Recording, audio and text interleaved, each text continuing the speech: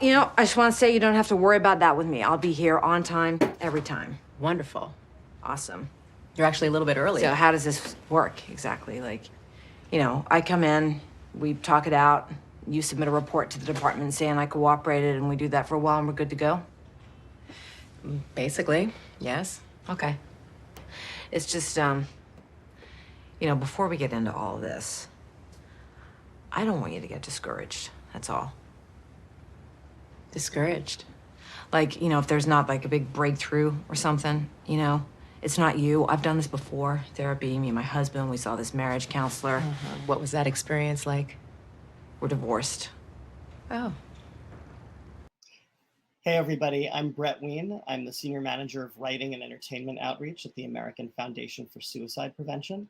And we are here today to talk about the theme of suicide loss in the award-winning, really wonderful HBO show, Mare of Easttown.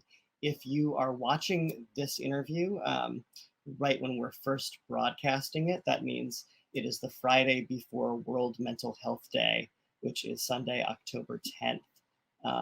But shouldn't every day be Mental Health Day? I think so. So to get started, I'd like to introduce you to the creator and producer of the show, Brad Inglesby and Mark Roybal.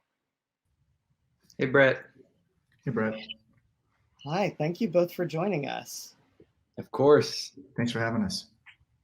Absolutely. I want to, again, I think this is honestly the show presents a really, really wonderful, sensitive depiction of a survivor of suicide loss.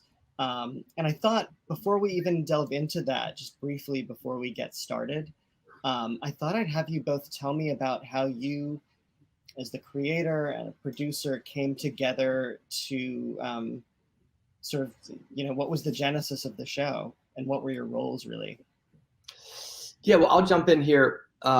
I've known Mark for a decade. We almost worked together a couple times, and we've been, allies and friends for a long, long time. And I had never done a TV show before, and Mark was just starting to transition into TV at the time. So we met just sort of casually at a restaurant, talking, catch up, and I said, "Listen, I'm interested in doing TV. I have this idea." And he said, "Well, that's interesting. I'm just starting to get into TV myself. I'll take a look at the idea." And so I sent him an episode of Mare, and he sort of responded right away and said, "I love this." And we've been looking to make something together for a really, really long time. And it just seemed to speak to the things I think that we're both interested in. It's at its core a character piece about a woman trying to overcome loss and the trauma and really like generational trauma. And I think it spoke to Mark, and that, I know him well enough to know that these are themes that he's interested in. And so it felt like, well, we've been trying to work together all these years, and maybe this is the piece that's going to get us over the hump. And it really did become that thing that, we were able to make together, but we were able to be in the trenches, and we've been trying to do that a long time. So it was a piece we both really cared about in terms of the themes, but also it allowed us to work together. And it was a wonderful experience. So that was kind of how we came to the project together, really. Pretty accurate, yeah. Yeah, because sorry, go on. No, I can't add much to that. It's very accurate.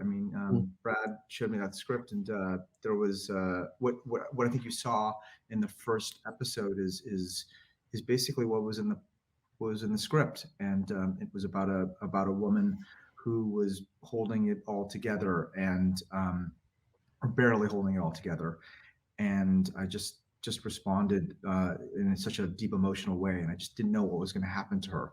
I know she had something with her past. There was this glimpse of this young man. I didn't know what the relationship was.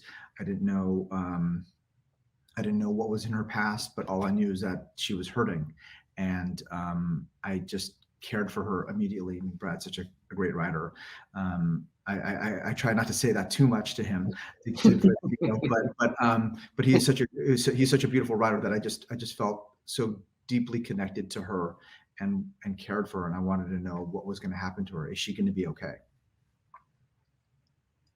Yeah, that comes across to me too. It's like, there are so many detective shows, and I love detective shows, Right. and that part of it is really compelling. But what draws you in, I think, immediately, it sounds like for both of you, the way you approached it and the way you first read it, Mark, is that you just deeply care about this character, and you may not know exactly what's going on, but you sense it. You sense that there is something underneath there, and we come to learn eventually that she lost her son to suicide. I feel like it makes me think about how, I guess the first thing that really like grabbed me in terms of figuring that out was, I think it's episode 2, where Mare is talking to her grandsons. So her son's son, the young grandson. This is such a great scene. It's the scene where she's talking to the pediatrician because she's noticed, what turns out to be probably like a minor, very common kind of little facial tic. Yep. But it reminds her of what her son had. Her son had a similar thing, and she opens up to the pediatrician about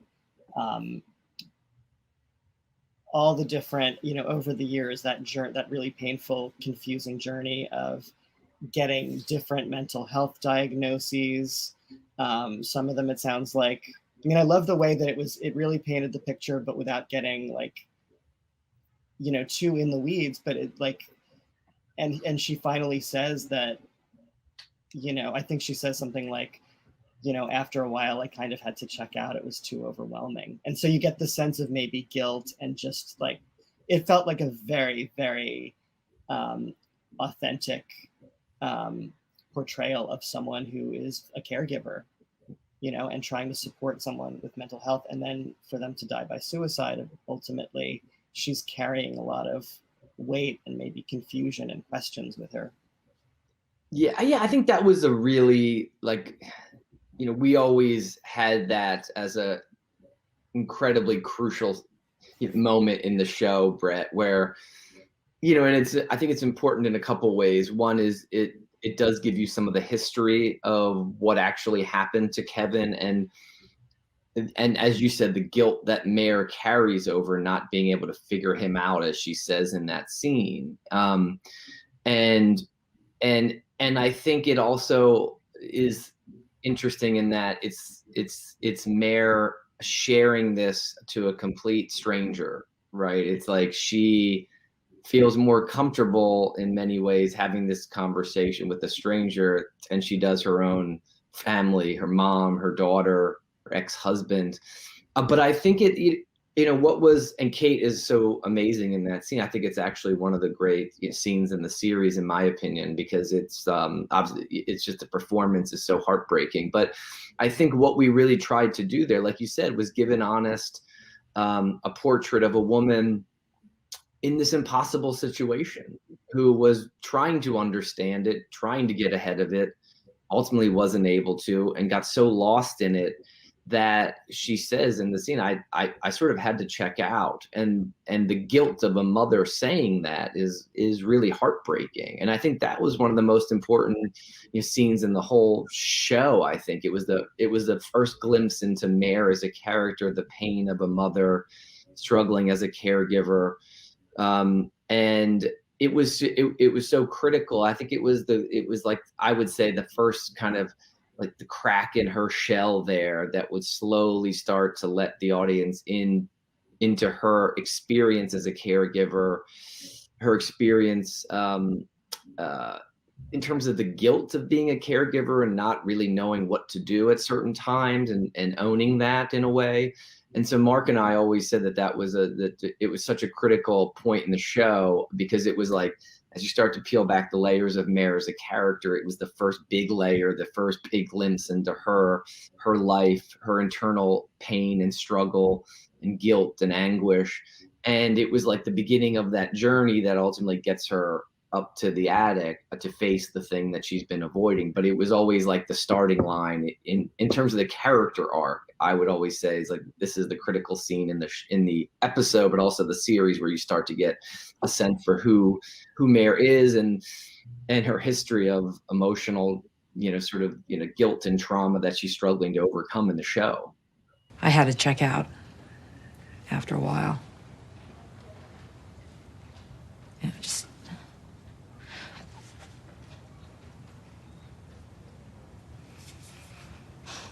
became totally overwhelming,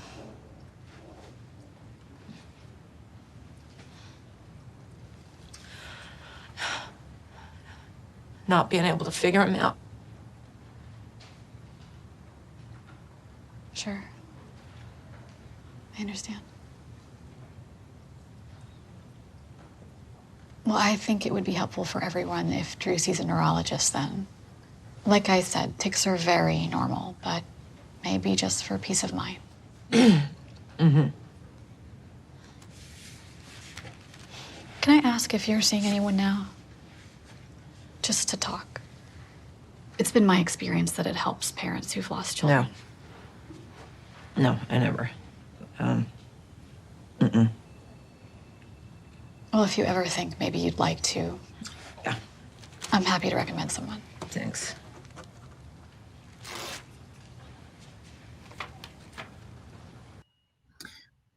I also think she asks a critical question that, some people get confused by. She says, because there was some mental health issues in her family, her father, we find out that her father also suffered from mental health issues. And she asks, is my grandson, and now that my son has gone through this, is my grandson going through this? Is there something genetic? And it's not, we know that's not the case, right? But she asked these questions that I think that we all have in the back of our minds. And that scene, you just realize, where she's come from and what she's buried and all of the things that she's thought. And she finally has this moment to ask this complete stranger. And as Brad said, it's that final crack, it's that first crack. And she was caught off guard. She didn't realize she was going to say all of these things to this woman, and it just comes out. And that's why it's such a brilliant performance that we think, and such a critical scene.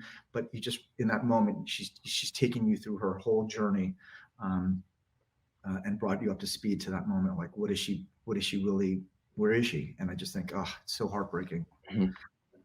Yeah, I mean, it's a hopeful moment in a way, because it is the beginning of her hopefully getting some support. To me, what felt so authentic about it is that it's the way that she first opens up about it. It's not like she makes this big decision, I'm going to go and see a psychologist, I'm going to go and talk to someone. But as you said, it's like tangential a little bit. She's talking about her grandson. She's not meant to be talking about her son or about herself and her suicide loss. I think it speaks to the need for people, if they haven't gotten that support after losing someone, that it just takes a little bit to get them to open up and, but it might be intimidating to, set up a first appointment with someone to talk specifically about it. And I think the scene just captures exactly how that might go. Mm-hmm. The one other thing that I thought was interesting about that scene is that she, it's like we think about the hero's journey in storytelling and the refusal of the call. And it made me think of that, because the end of that conversation is the pediatrician offering to connect her with a therapist or a mental health professional of some sort. And she, she's still very, even though she just opened up, she's still very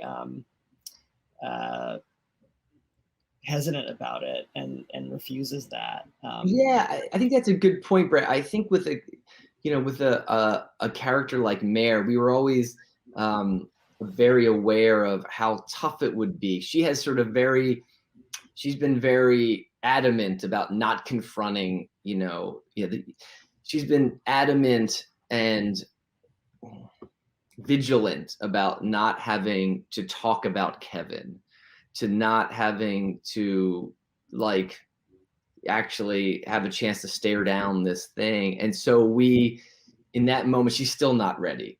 You know, she's still not ready to do it. She gets a chance, but she's still not ready to go there. And that scene was almost like, oh, I let too much slip out. Now I'm going to put up the fortress walls again. And it's like, only, you know, that's what we always talked about in the show, is like, how do you get a woman like Mare to actually have these conversations with a therapist and then ultimately act on that in a way that's going up to the addict to sit in the place and, you know, have a confrontation with grief.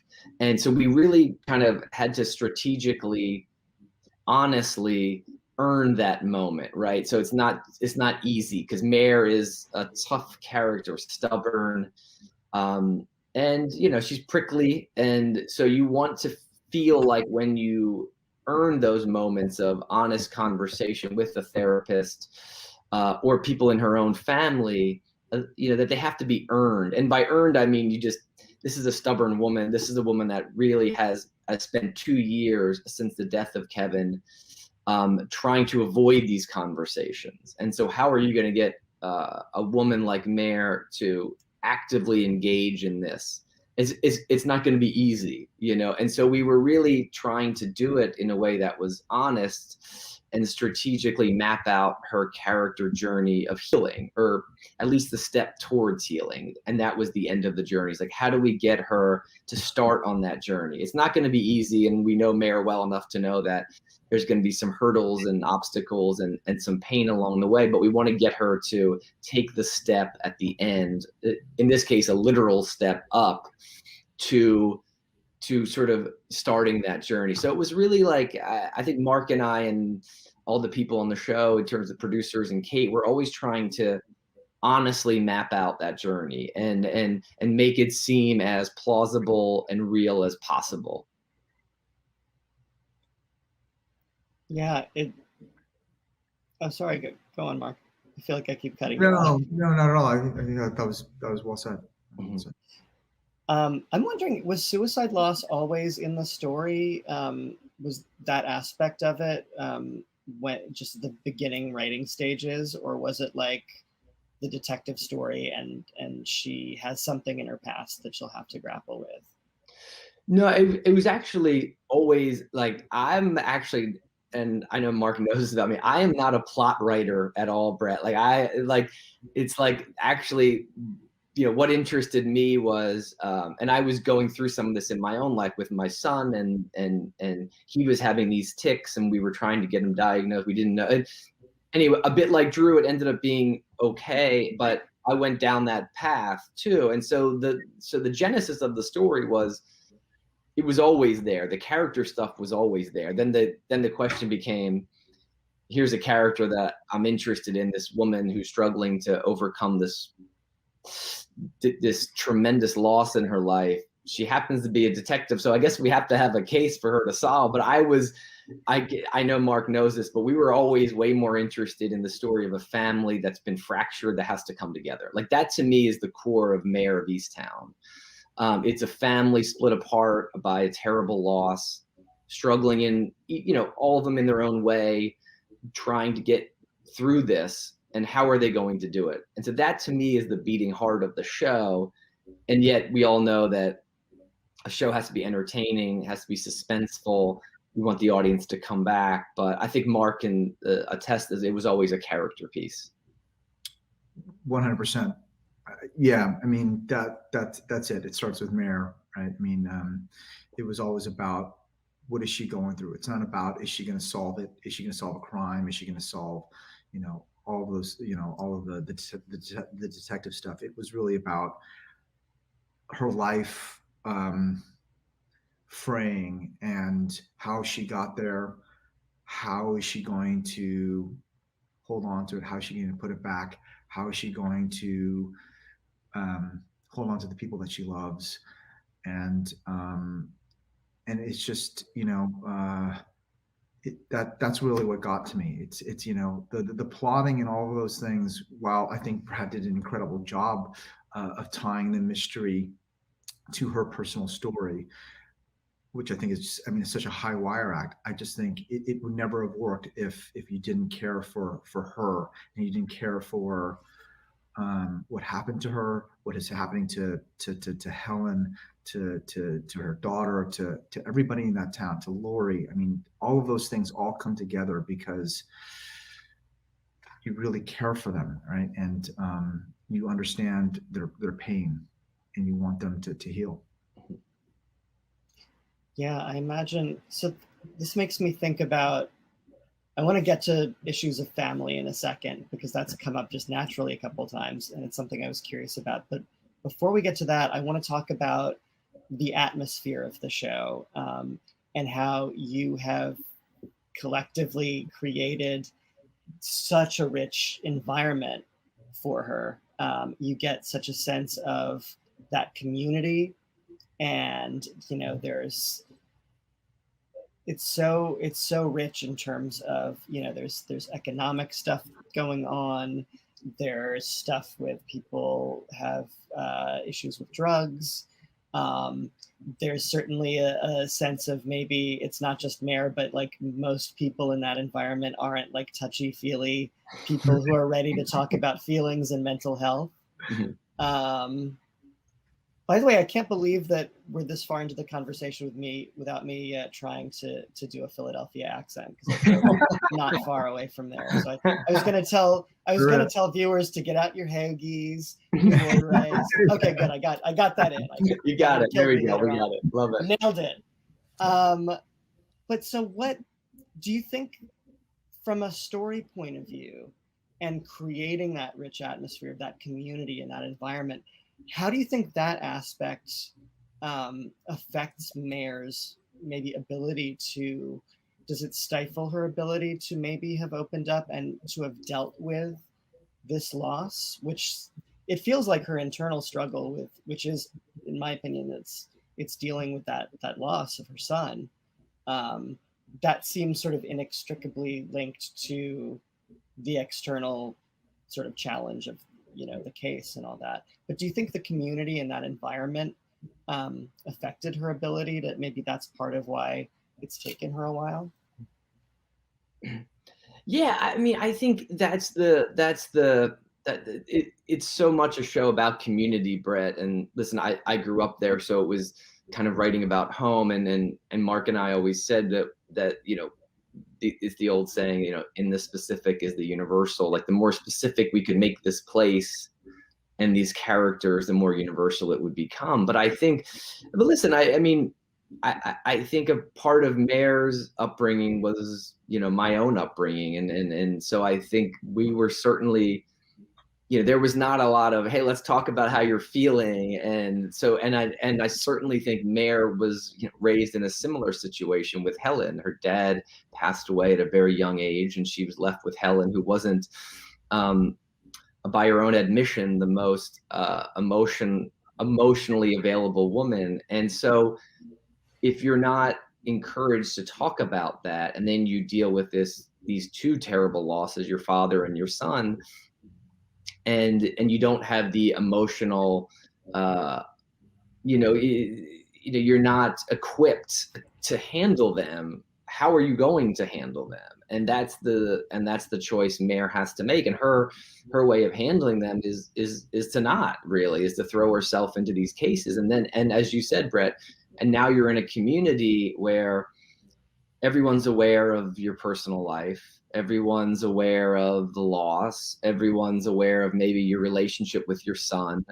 So you're going out, and it's not only the anguish you have inside, but then everywhere you go, you're faced with a reminder of people that know what happened, know the situation.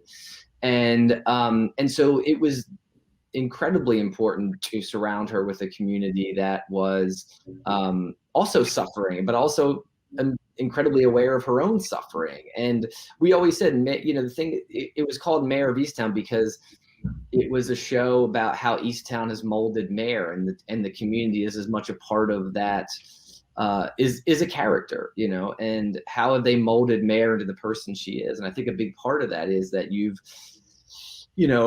done something in your life, that's great. She made a shot in a basketball game 20 some years ago. That's sort of that, in a way made her a star or a hero in the community. And she's been trying to live up to that, and she can't anymore. And that's what Mark and I always talked about was, why are we starting this story now? Why are we dropping into Mare's life at this exact time? And the answer is because she's not able to hold it together anymore. She's been able to put up this facade all these years of having it all together, because we also talked about Mare as a person that, like, as much as she acts annoyed about the basketball game, she likes the applause like everybody, and now in her life she's not able to handle it anymore. And we are arriving at this moment in particular because this is where it's eventually going to crumble. And the question is, I think that's what Mark was getting at, and I'll let him answer, but in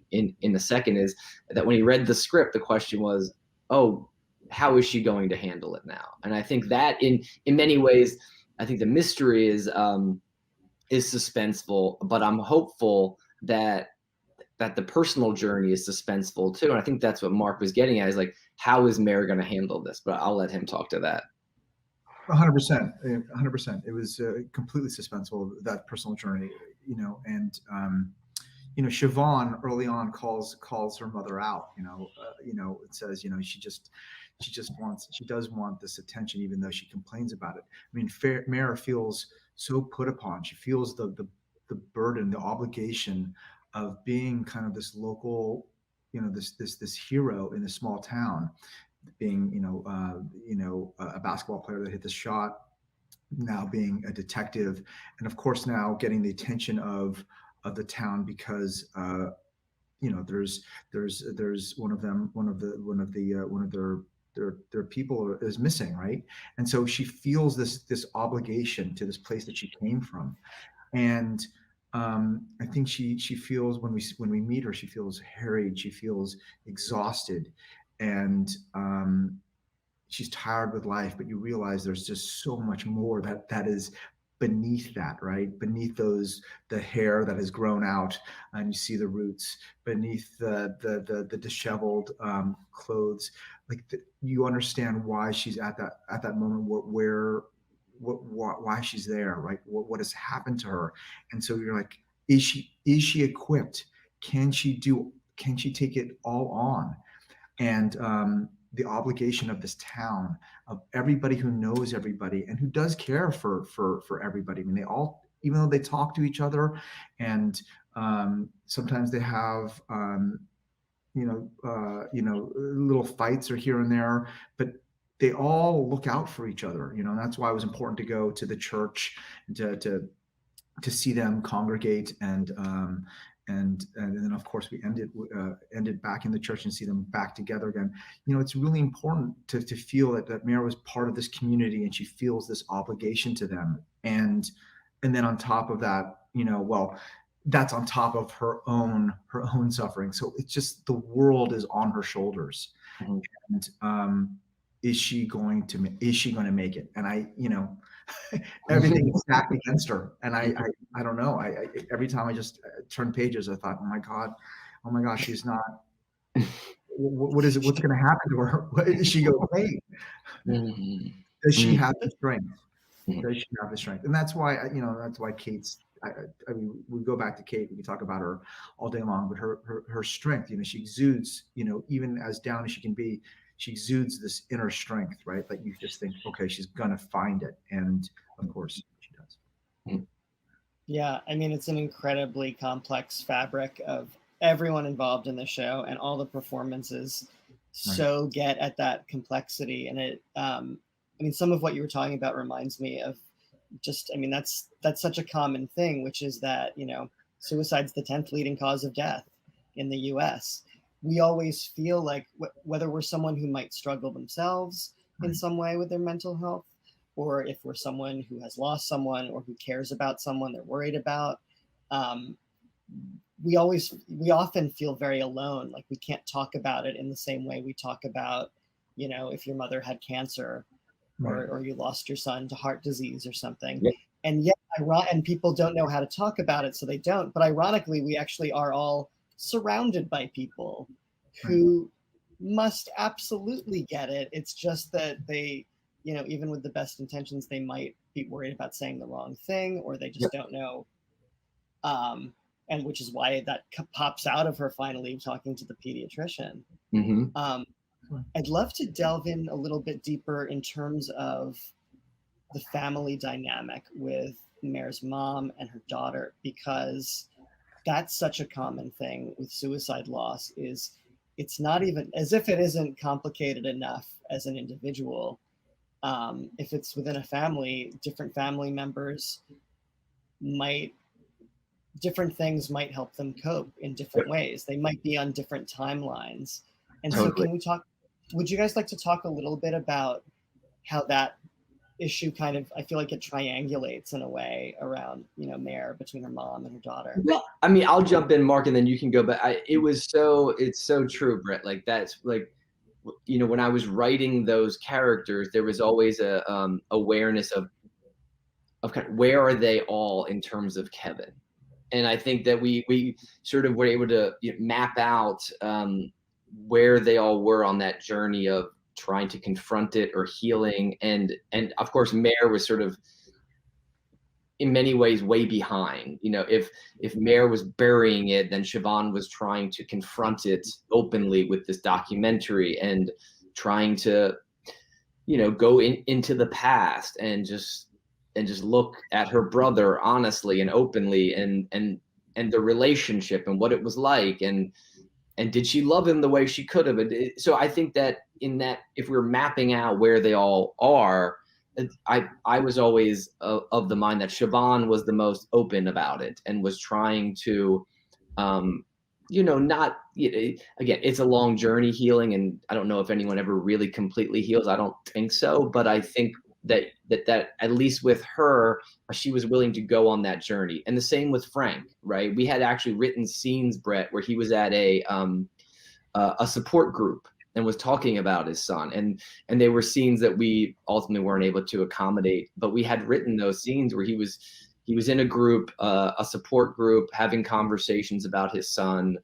And so we felt like those two had sort of started that journey earlier than Mare. Helen was sort of in the middle. We felt like Helen, just through age and through the tragedies that she had to face after losing a husband and then a grandson, I always imagined that Helen was a really tough woman like Mare, but these tragedies had softened her a little bit, right? And she had sort of, her exterior had been cracked a couple years ago, and she was trying to do things differently. But Mare was way behind. And so that was sort of how we had mapped it out in terms of the emotional journeys of these characters. But I think it's, in just all the research we did, I think it's very true that everyone handles it differently. Everyone moves along or moves at their own pace. And there's no right or wrong way. It's just, I guess the hope is that everyone starts on that journey in some way, right? That everyone gets the help or support or has those conversations at some point. And when we come into the story, Mare hasn't started that journey at all. In fact, she's adamantly avoided it. And so that was where we wanted to place those characters. And then we wanted to say, if this is where they're starting, okay, then where are they going to end? And the ending for Siobhan was, I'm going to keep going with my life. I'm going to leave Easttown. And for Helen, it was to have the courage to say to Mare, it's not your fault, right? And that comment is what starts Mare to starting to think about, you know, the forgiveness, self-forgiveness at the end. So we just had to map out the journeys of the characters, but that's where we wanted to start them all emotionally. And, you know, the scene between Siobhan and her mother, you know, Siobhan comes home and she's had, I think she's, you know, she was stood up by her girlfriend, and I think she gets drunk, and, you know, she gets, you know, drunk and a little stoned, and she comes home. She'd started the night kind of working on the documentary. So Kevin was on her mind, of course. And then she she has this night out and comes home, and she confronts it. It eventually comes out like in a storm, like in this rage.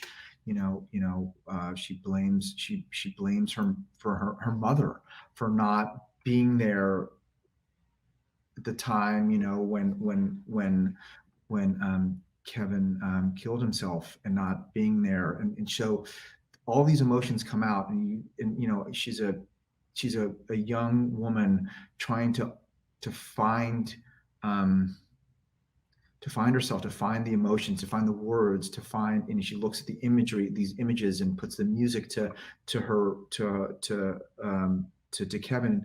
She's just holding on to the things that she remembers and loves about her brother, and she's trying to make sense of it, and it comes out as anger, right? And towards her mother, and it's such a beautiful, heartbreaking moment, because I think it takes Mare by surprise, right? She didn't expect that, and she didn't realize that her daughter also is so hurting in a way that she didn't understand it was also about Kevin, right? And I just think,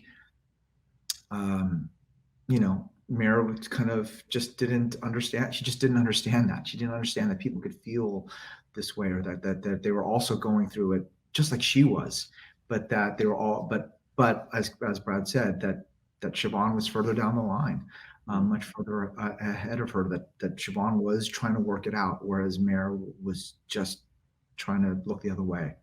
But also, I think the thing that's interesting, Mark, is the thing with Siobhan that we wanted to get across, and this was something that we had read about a lot, Brett, was that when the parents, with Kevin, it was Mare, was so focused on Kevin and Kevin's, things he was struggling with, that they had neglected Siobhan. And that was really important to us too, is to have this character of Siobhan that is really, independent, but you could also see the neglect there, and it wasn't intentional. It was something that happened over time, that her and her husband were always dealing with Kevin and his struggles, and the diagnoses and the medications, that there was a not intentional, but there was a certain neglect there, right? That they weren't able to be with Siobhan in a way that they probably would have been had they not been dealing with Kevin. So that was interesting to us, right? That Siobhan was in some ways, harboring this, like, well, I didn't get to have a normal childhood either. And like, hey, I don't want to, have to come out and say that, but that's the unspoken truth, right? Is like, you were always dealing with Kevin, so I kind of had to do everything on my own. And there is some resentment there, that Siobhan holds. And so there's just all these emotions that haven't been addressed. And I think that's what was interesting about having these three generations of women under one roof, is all these issues that no one talks about, and eventually they have to be addressed, or else it becomes a toxic situation. And so you sort of had to be aware of that too, that Mare didn't come home that day like she probably was supposed to, but also there's this neglect there as well, that you were always dealing with Kevin and never really dealing with me. So those are just all the things we were trying to juggle and trying to do it in an honest way. But I think that's a reality that a lot of siblings face too, is that they kind of become independent, and that's by accident. And so anyway, that was a part of the journey we were trying to illuminate in terms of Siobhan as well. Yeah, I mean, all that complexity is I feel like it's so accurate. As a suicide loss survivor myself, that's why my job is so meaningful for me. It really rings true for all of that. I'll also just say, in terms of the complexity for Siobhan, like, maybe you mentioned maybe there's some resentment that's involved in all that, but at the same time, it feels like she feels the sense of responsibility that she might not go away to school. She wants to be there for her mom. Totally. Which I thought was it's such a lovely little nuance, an Mhm. important nuance. Yeah, I think that was, I mean, that was what we, and there was even more of that stuff in the script. I think we ultimately had to cut some of it back, but I think there's a terror in her that she's like, I'm the person holding this, I'm the person holding my mom and my grandmother and my dad all together. And if I leave, is it going to crumble again? And so there, again, like I think there is a and it's an admirable quality, right? Like it's a sad, you know, reality in that you have a young girl who should have the freedom to go and do what she wants, but she feels this sense of duty to her family, but she's also struggling with the loss as well, but she's been expected to just get over it, and that's not fair. And so, as you said, it's never sort of, it's never easy, and everyone's dealing with it in different ways, and everyone's dealing with their own issues that are surrounding the, you know, a loss like that. And I think that's what it's just, it's really hard on everybody in different ways is what we were trying to say in that family dynamic. Yeah, well, there are two more questions I really want to get to. This is such a great conversation, and I'll just break here for a second to just thank you so much for being here with us today. Oh, of course, of course. It is a treat, even if we didn't share it with anyone else. It's been a fun morning recording it for me. It's been a great conversation. But the two questions I really want to get to. The first of them is just that the show does such a great job, and this is such an important thing in popular entertainment. I think it makes a huge difference for people watching it, but it does a great job in modeling how helpful therapy can be. And so I'm wondering, how did you approach those scenes between Mare and the therapist once, you know, her boss forces her to go in and see her, and how did you involve that kind of journey with her initial reluctance in those scenes? Yeah, well, we, you know, I think as we spoke about earlier, Brett, we had this sort of journey with Mare that we knew we had to get to that ending moment. And so the question was just like, how do you step by step kind of honestly get her there? And then we, to be really honest, we sort of had the scenes sketched out, but we had a therapist working with us. Ariel Stern is her name, in Philly. She deals specifically with, you know, with grief and complex grief. And we kind of just leaned on her, and she actually was the one that gave us the idea, because in the earlier versions of the script, it ended with Mare and Laurie on the floor. That was kind of the ending of the show. But when we talked to Ariel really early on, Mark, I think you were involved, you know, and we said to her, like, hey, this is Mare's situation. And I remember saying to her, Brett, is there a spot you would ask Mare to go? Would she go to a place that she had shared a memory with Kevin? And she says, no, I would tell her to go back to where it happened. Like, that's what I would say. You have to go sit there. And I was initially taken aback because I thought, man, that might be a shock to the system or hard on a mother. But I think what she was getting at is that you have to confront this thing head on. And so that's where we sort of got our ending, really. And so to have Ariel read the scenes and be on set while those scenes were being shot, and being able to say, I don't think a therapist would say that. I don't think I would suggest that. I think I would let, you know, the client come out with that on their own. It was invaluable. And I think we just took her lead, and we were able to say sort of emotionally where we needed the scene to go. But then we would say to Ariel, okay, but how would you get us there? Because I don't know the wording as well as you do. So I you know, and I'll take your advice on this. And Ariel was so great about being on set in the script with us and saying, well, these are the questions I would ask, and these are the insights I would offer, and this is what I would say to Mare in this moment. And so I think it was, you know, really leaning on a professional. I mean, and it's one of those situations where as a writer, I have to take a back seat and go, Ariel, come on in. This is sort of what I need out of the scene emotionally, but you can get us there in a more honest way than I can right now. Well, would you mind if I shared some insights? Sure. I'm worried you haven't effectively grieved your son's death. Okay. I think you've sought out an external solution to your internal pain. You've been hiding behind other people's grief. First Katie Bailey, now Aaron McMenamin. But even after these cases get solved, the grief is still going to be there waiting for you until you confront it. Sorry, I'd also say that, you know, whenever I come across scenes with therapists, you know, it always to me feels like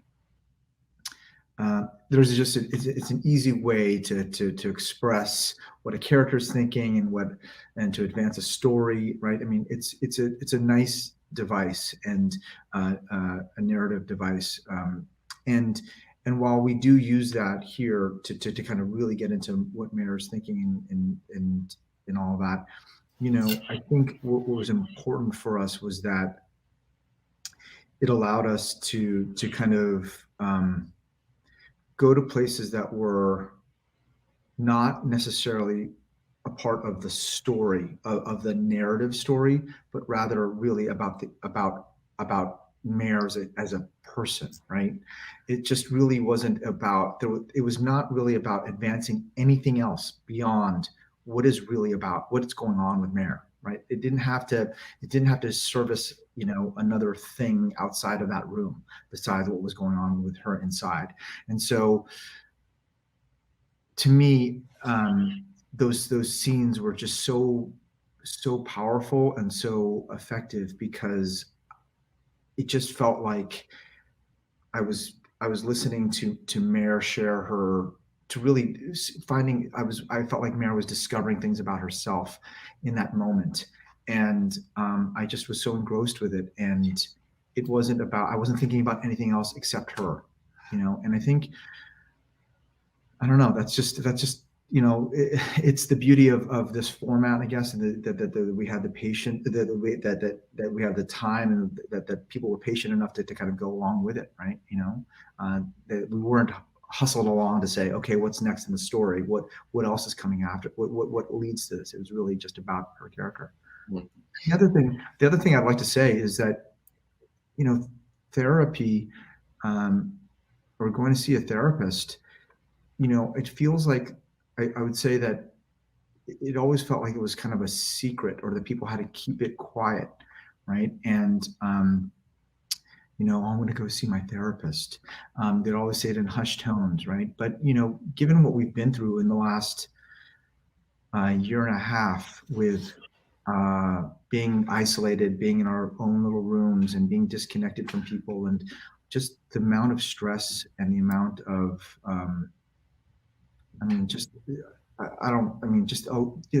everything that we've gone through because of the pandemic, because of everything, you know, people want to connect. People want to talk about what they're going through. And I think people talk about going to therapists and seeking out help a lot more openly.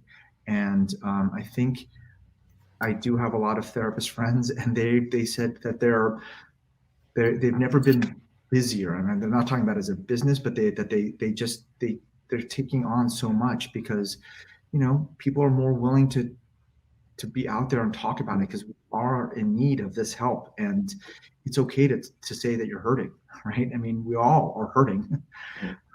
Who isn't after us, what we're going through, and to reach out and to know that there is a network of people that will listen to you and will want to take care of you. You have to find it. I know that, but I think it's been important I think to know that at the pandemic. That's the one thing that's been good about this, I think.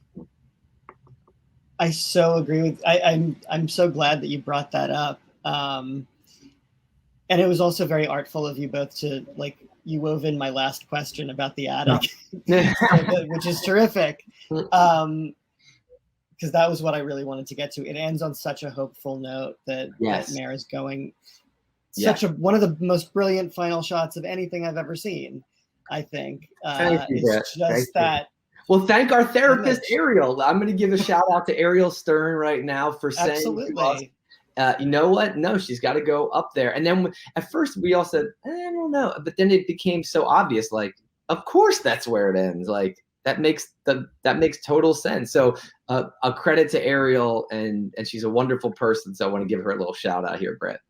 Absolutely. And, you know, Mark, what you were just saying about, you know, it's like, you almost feel guilty saying there's a bright spot or a glass half full with the pandemic, with everything that's going on.